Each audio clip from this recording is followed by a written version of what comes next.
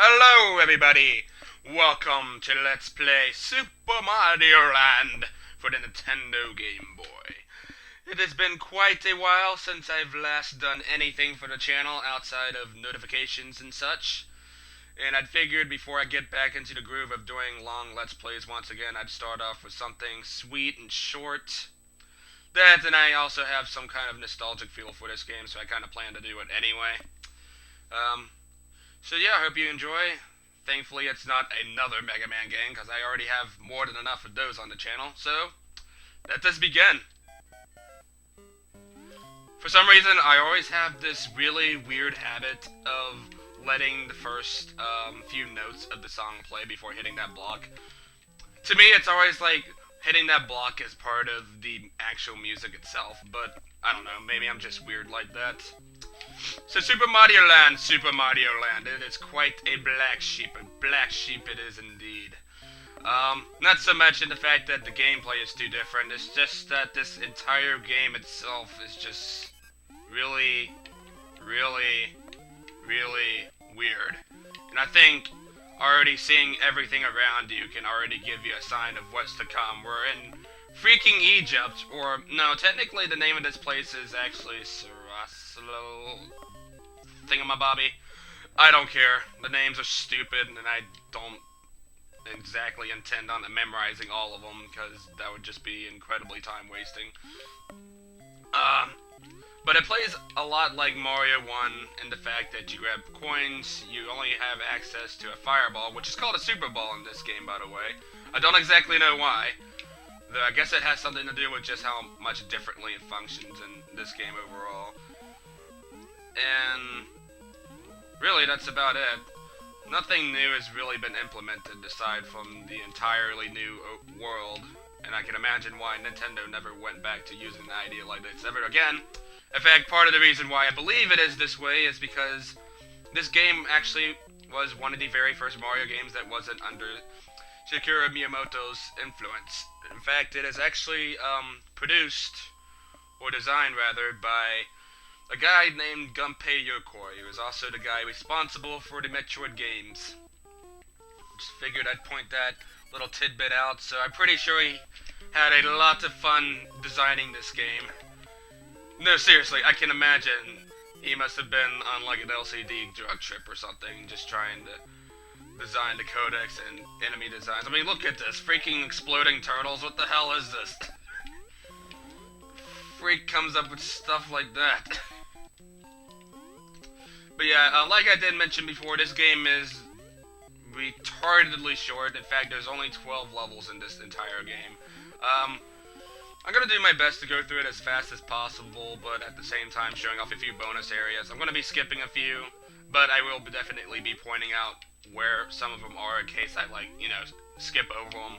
They contain really basic stuff like coins, lives, the whole 9 yards. Nothing too out of the ordinary. Nothing you need to do to 100% the game. Not that it really matters for this kind of game because it does not save. In fact, to me, the high score on the title screen means absolutely nothing if you can't actually save it. But that's just me. But again, this is a really old game. This is one of the Game Boy's launch titles, if I'm not mistaken, so go figure. But anywho, we're coming up to the boss level. Each world ends off with a boss. Thankfully, every boss is different, unlike Mario 1, where it's just a repeated fight with Bowser, saying a few minor differences here and there. Though, the fights kind of play out similarly to, you know, how Bowser fights would work out, and we're going to see exactly how that is when we get up to that. Be on the lookout in certain levels for hidden blocks. If you see stuff like coins lingering around, I completely butchered that word, lingering around on the top of the screen or something, be sure to jump around and look for a hidden block, which I believe there should be one right about here. Ride these little elevator thingamabobbies, and you'll be good to go. More about my experiences with this game. This is actually one of the earliest games I remember playing. My cousin actually owned a Game Boy from his aunt back in the late 90s, and I remember trying this out on a Super Game Boy. The game didn't stick out to me as well as Mario Land 3, which was the one with Wario in it for some reason, but I can just remember how weird the game kind of was and how my cousin, like, absolutely drooled over it or something. I'm not saying it's a bad game, though I don't blame you if you think it is, but I just have a guilty amount of fun with it despite its weirdness and its flaws and its incredibly stupidly simplistic graphics.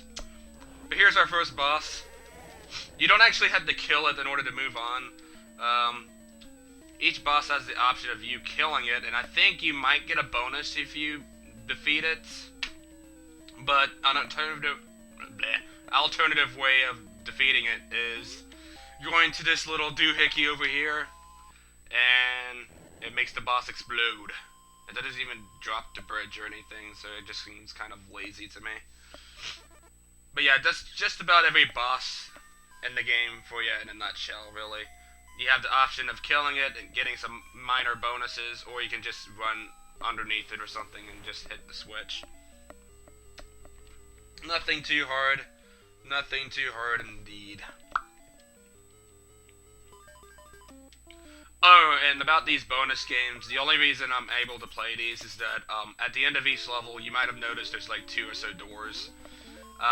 If you take the top one, which is normally harder to get to than the bottom one, you're able to play a bonus game, and if you do vice versa, you just kind of continue on as if nothing ever happened whatsoever. Figured I'd take a little detour in here because there are loads of coins. Lives, at least to me anyway, are pretty easy to come by due to a lot of these kind of bonus rooms throughout the entire game. Believe me, in fact, like towards the end of the game, there's one bonus room that's full of nothing but coins. It's like a big open square area, and the entire place is loaded with coins. So it's like you better bring the Super Ball with you or something. Also, I'm surprisingly doing a lot better than I did in my practice run of this not too long ago. I figured I'd practice up a bit, and somehow, like, the LP curse isn't getting to me and screwing me up as it usually does. So that seems to be kind of weird. And the funny thing about the Starman power-up, there's a bonus area right there, but it's incredibly worthless. It plays a little theme called the Can-Can. I'm not for sure what the Can-Can is, I just know it's a somewhat popular song, so I figured I'd throw that out there for you. And speaking of that, the Can-Can, Mario Land has a really awesome soundtrack, surprisingly, for it being an early Game Boy game, and this music is actually one of my favorite tracks in the entire game. I remember when I used to play this game as a kid, I'd always hum along with the tunes and annoy the hell out of everybody because of it.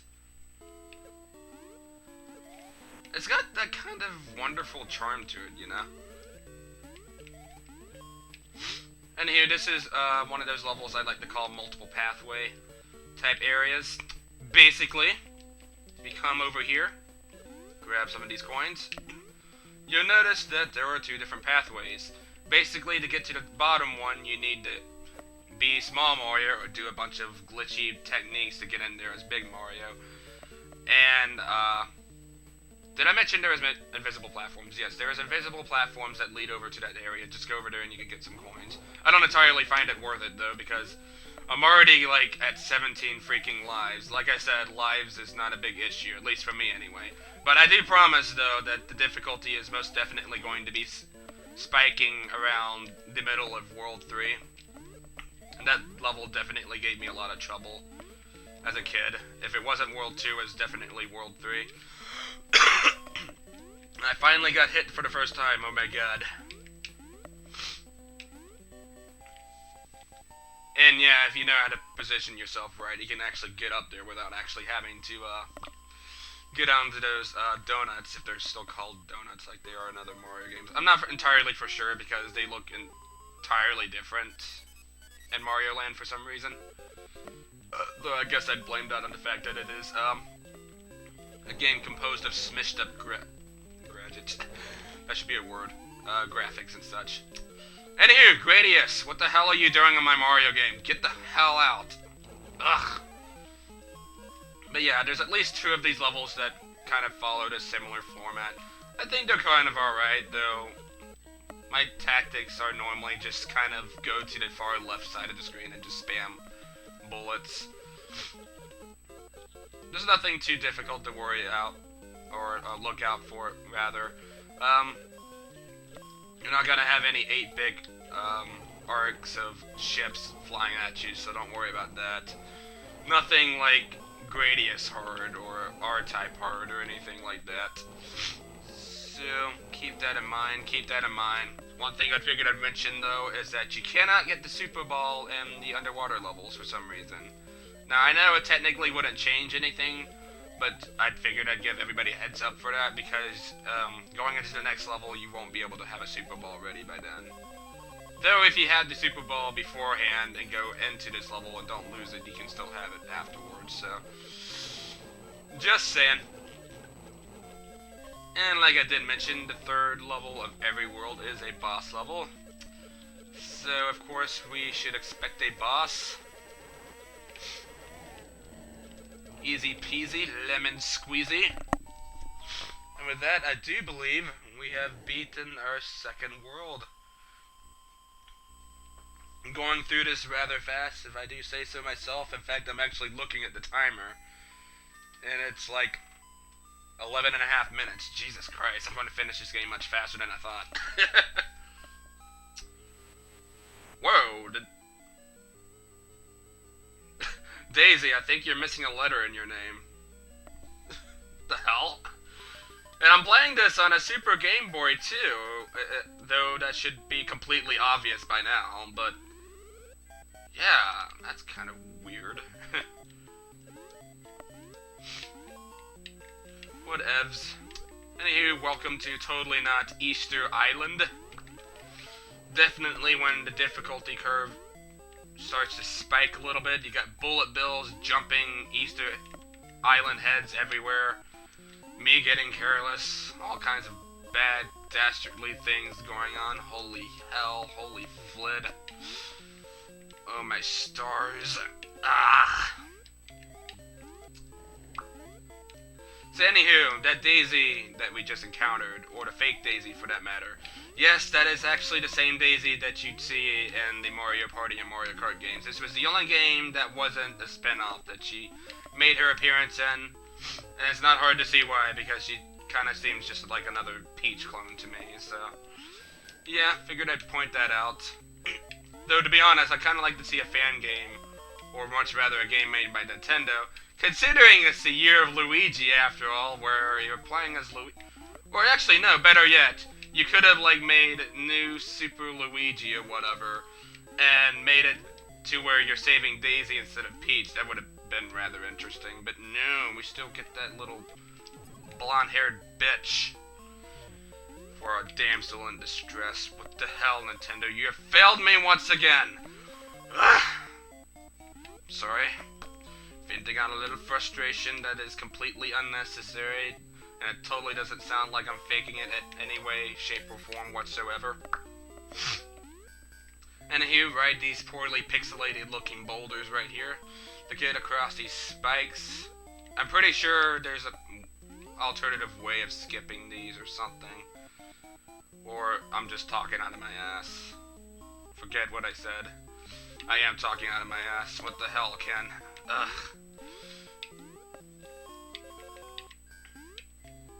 But, with this, we're going to be coming up to, my dreaded childhood level, which is World 3-2. This is definitely when the game's, severe lack of momentum really starts to kick in. Because if you haven't noticed by now, once Mario starts running, he just starts running. He doesn't build up speed at all. He just goes... So you want to watch out for that, and I say that because there's a lot, and I mean lots of tight spots, lots of precision platforming, lots of stuff to watch out for.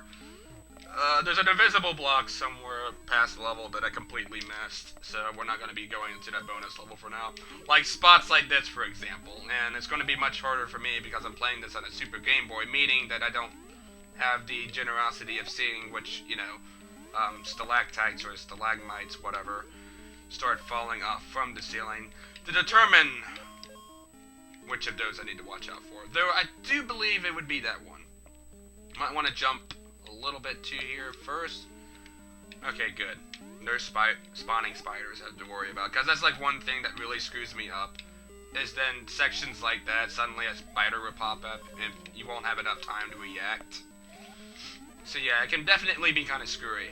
And one little advanced technique, or not so much advanced technique or something, I don't know what you'd consider it, but in order to kind of alleviate some of the precision platforming problems due to the momentum, there's a little trick I like to call the card tosser jump.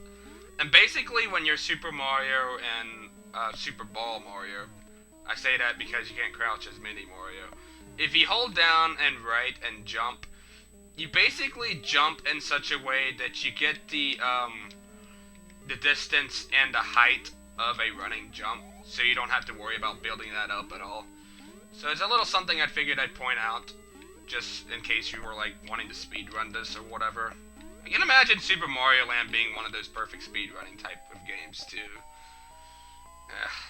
Probably loads of them on the internet too, I'm just most likely not aware of it. But yeah, that was the bane of my childhood gone in an instant.